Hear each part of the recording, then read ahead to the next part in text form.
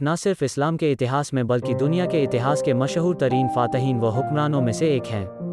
वो 1137 ईस्वी में मौजूदा इराक़ के शहर तक़रियत में पैदा हुए। उनकी ज़ेर क़यादत अयूबी सल्तनत में मिस्र, शाम, यमन, इराक़, हजाज़ और दयार-ए-बाकर पर हुकूमत की।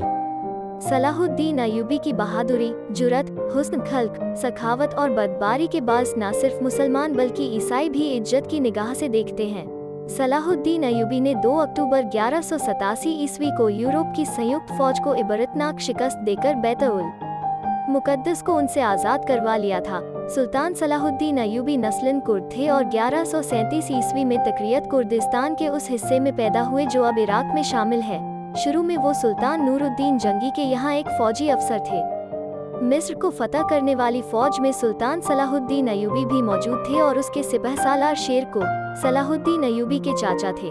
मिस्र फतह हो जाने के बाद सलाहुद्दीन अयूबी को 564 हिजरी में मिस्र का हाकिम मुकर्रर कर दिया गया।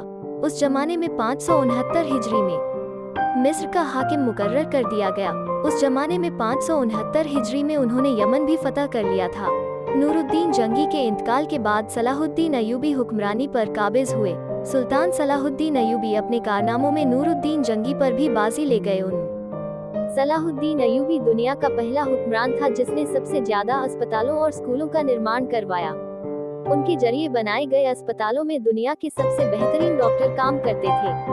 आपको ये जानकर शायद हैरानी हो कि दुनिया का पहला शिक्षा बजट सलाहुद्दीन अयूबी ने ही पेश किया था।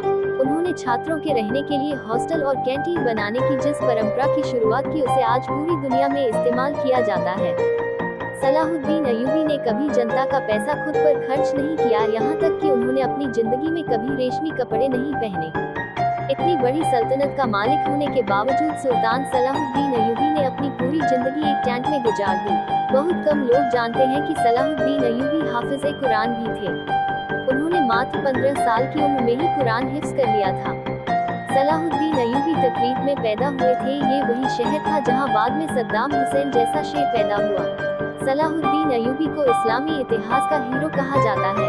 मुसलमान सलाहुद्दीन अयूबी को आज भी इज्जत की नज़रों से देखते हैं।